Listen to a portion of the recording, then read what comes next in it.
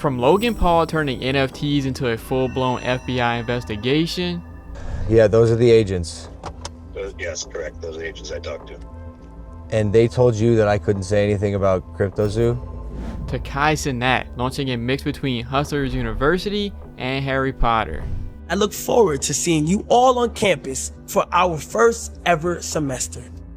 Sincerely, Headmaster Cenat. Here are the times YouTubers sold lies to their subscribers. Starting with Logan, when he launched one of the biggest crypto scams ever. The thing that I'm most excited for, and this is the first time I've ever said anything about this, for the last 6 months, I've been working on my own NFT project. He made the announcement in August 2021 on the Impulsive podcast. Fans were excited until the truth came out. How much did you guys make from Cryptozoo? I lost around $50,000 in Cryptozoo. I lost $40,000. I lost around 15,000 US dollars. But before the backlash, exposure videos, and the FBI investigation, Cryptozoo actually looked promising. He told fans it was a fun game where you buy eggs, hatch animals into NFTs, and earn passive income in the form of zoo coins. Sounded safe and straightforward, and most importantly, it sounded like an easy way to make a few bucks. It's a game. It's a game. It's a really fun game that makes you money. He made it seem like it was an escape from a 9-to-5. No boring job, no boss, just your phone, your wallet, and digital animals that print you money. Fans were eager. So on the day of his launch on September 1st, 2021, over $2 million poured into the game. But there was one problem. It didn't work. We did from the beginning. It wasn't even written into the contract where it showed that you were actually yielding zoo, but there was nothing that was actually, backing that up. So the supposed passive income didn't work. But what about the eggs? Could you at least hatch those and sell NFTs, right? And I actually want to play the game. I didn't acquire the eggs with the intent of keeping them. I actually wanted to hatch them and see what I got out of them and play in this ecosystem that's been advertised or whatever, right?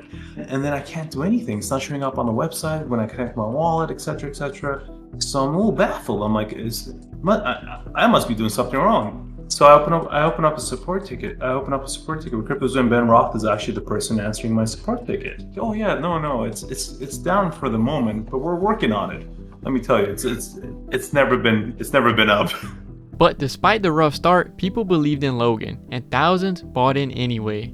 First chunk, about 30,000 at the start. And stupidly enough, I decided to invest more. Meet Ruben, and despite the earlier losses, he trusted Logan to turn the project around.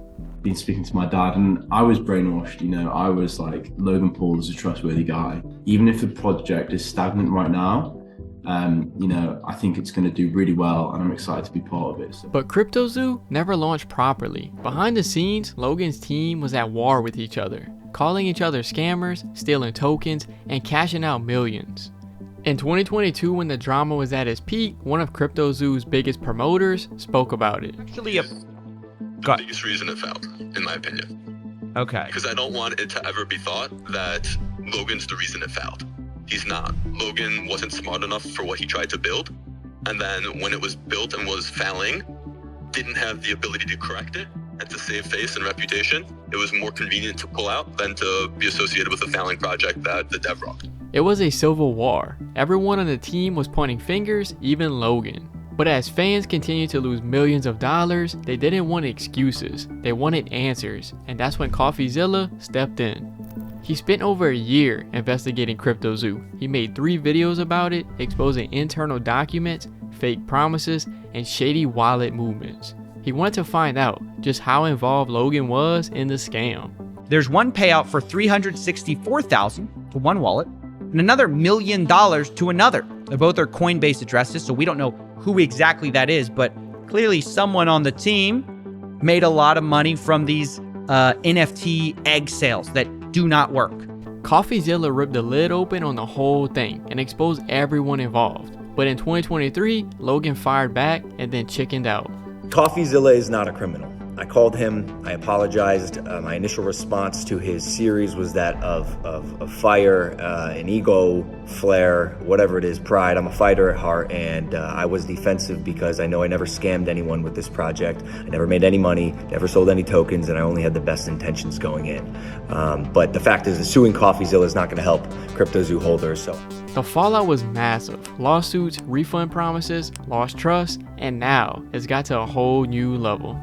In the Logan Paul / Coffeezilla defamation case, we just talked about the big evidence revealed. Specifically, these are details of the investigations by the SEC and the FBI looking into Logan Paul directly for his involvement in the Cryptozoo and Dink Doink projects. That's right, the FBI is after him now, and I bet he's panicking. In March 2024, an interview came out with Logan discussing the whole situation. He completely turned his back on his team and decided to blame them for everything that went wrong. my manager, Jeff, of 8 years, and who I consider like family, essentially, like friend, may have worked together with the con man that we hired for a project and stole a couple $1 million from my fans. I cried last night, bro. Did you? Because it's not just a business betrayal. I love this man. He instantly pulled out the victim card. I'm gonna try to make this as succinct as possible. This journalist, YouTuber, crypto uncoverer guy named Coffeezilla, who's incredible, by the way. He made the smart move of giving Coffee his props, but then he does his best to escape the blame. I'm watching these videos because I don't know what happened with Cryptozoo. I was kept behind the scenes the whole time while Jeff was like figuring it out with the team. I'm sure you've seen the title. It's Uncovering Logan Paul's Crypto Scam. Now I'm seeing this, and I know me. I'm not a scammer. I would never scam anyone. So according to him, he's not the scammer, but his team is. Very convenient. I made this game with the purest of intentions, but the people that we put in place to create it, this guy named Eddie and an advisor we had named Jake, both turned out to be lying scumbags. Both of those people were put in those positions by Jeff. Towards the end of the interview, Logan confronts Jeff, his manager, and they reveal more about the FBI investigation against him. Good morning. How was your night? Those are the guy. How was my night? Yeah. I was passed out. Passed out. Yeah, those are the agents. Yes, correct. Those are the agents I talked to. And they told you that I couldn't say anything about Cryptozoo? No, they didn't say that you can't say anything about Cryptozoo. No, that's not true. Why did you tell me that? No, you can say whatever you want about Cryptozoo. You just can't say anything about an investigation of the FBI. Yes, I can, Jeff. It's all over the internet. After that, Logan freaks out and starts full-on arguing with Jeff. There's articles online about Eddie being investigated. You can't say that. That's all people saying stuff. No, it's not, bro. No, it's not. We'll ask the lawyer again. I was told to not say anything to anybody. Well, if we call the lawyers and they say, okay, go talk, like, they're definitely not going to say that. Of course not. They're lawyers, bro, and their ass isn't on the line. And they don't have answers. I have answers to everything. I can explain everything that I did, every move I made in Cryptozoo from an honest perspective because I had a sound moral compass when I was creating that game. With the world against him, and now the feds too, it's no surprise. He's having mental breakdowns. He hasn't been arrested yet, but the dream he sold is officially dead. Cryptozoo wasn't just a failed project. It was a symbol of how creators are turning lies into business models. But if this was the first time Logan was involved in something shady, maybe we could give him the benefit of the doubt. However, he launched another scam coin before this, called Dink Doink, and of course, one of the biggest food scandals in history. Lunchly with Mr. Beast and KSI. YouTube stars are coming for your kid's lunch. It all started with a colorful box and a smiling Mr. Beast. While they're strategizing, I want to tell you about our brand new product, Lunchly, which pairs Feastables and Prime together in a better-for-you version of Lunchables. He said this wasn't just another product, it was a mission to improve kids' health. He called it Lunchly, a healthier ready-to-eat meal with high protein, low sugar, and a clean label. No junk, no weird ingredients, just good food.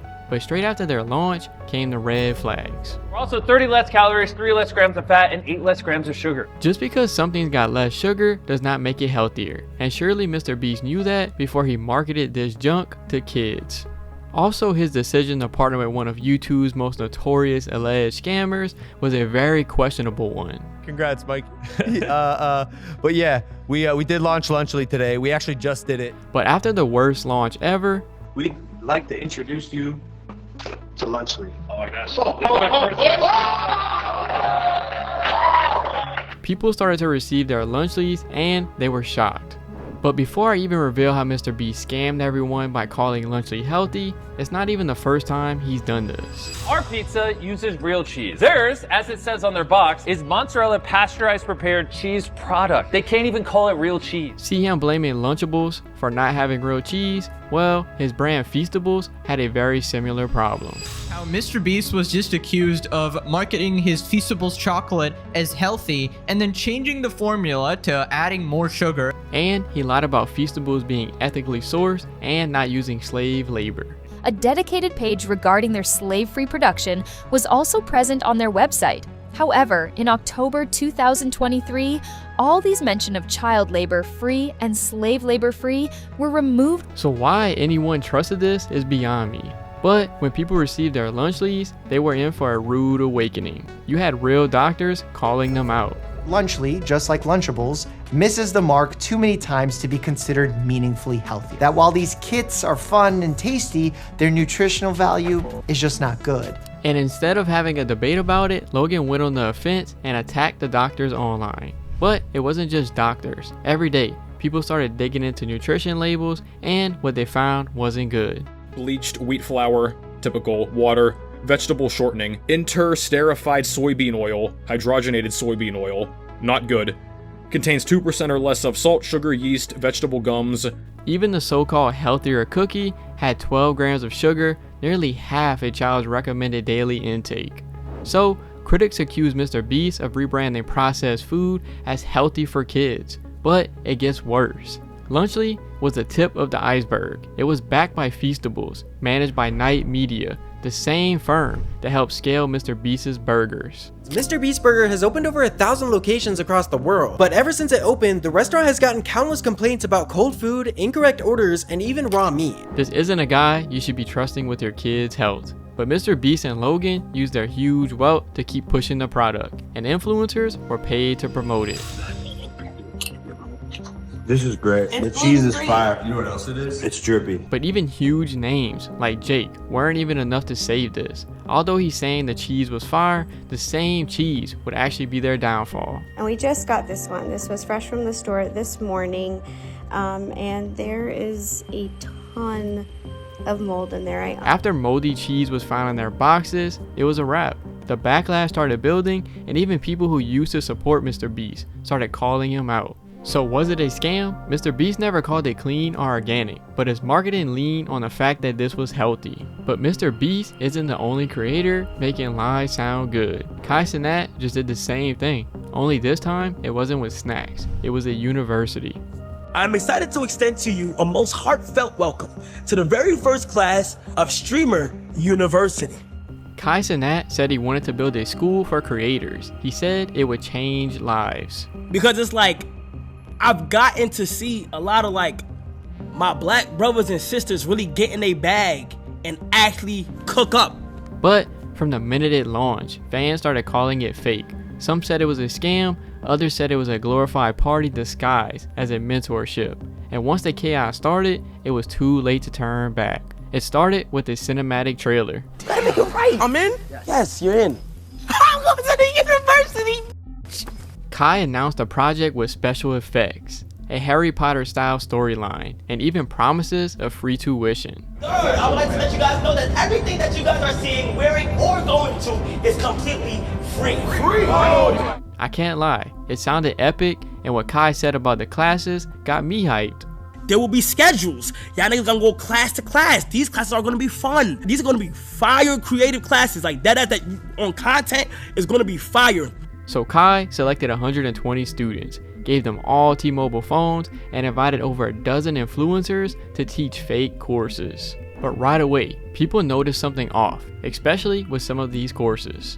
You should change this low-key to React, stalling, event hosting, fake drama, clip farming. XQC was right. What does any of this stuff have to do with being a streamer? But that wasn't the only problem. Most of the students were already famous. You had us thinking us small creators was gonna have the ability or the chance to get inside of the stream university, bro. Whenever you started reviewing people who already got clout with their applications, bro. Even though Kai made it look like just about anyone had a chance. For this stream, I'm not accepting nor am I denying. I am going to look at these things and there's a like button or a dislike button. I'm probably not gonna click no dislikes. If I really like an application, I'm going to like it. As you can imagine, a lot of people apply. 96,000 files right here. So with nearly 100,000 applications, you could at least expect a variety of people, right? But nope, Baller Alert broke the story and revealed that many participants were already Kai's friends, such as DDG, Cooking with Kaya, Duke Dennis, and India Love. And it got worse. Twitch streamer Zoe Spencer broke down crying on stream because she felt blacklisted, and many others felt the exact same way. The backlash was everywhere. Reddit threads, X threads, YouTube reactions, people are calling it favoritism. Even because no white streamers were accepted. And that was before the chaos even started, like Dabo being expelled for having a bad haircut, which was straight bullying. We cannot like my own campus, you're ugly as shit with that haircut, so we're gonna have to go ahead and give you an expel letter.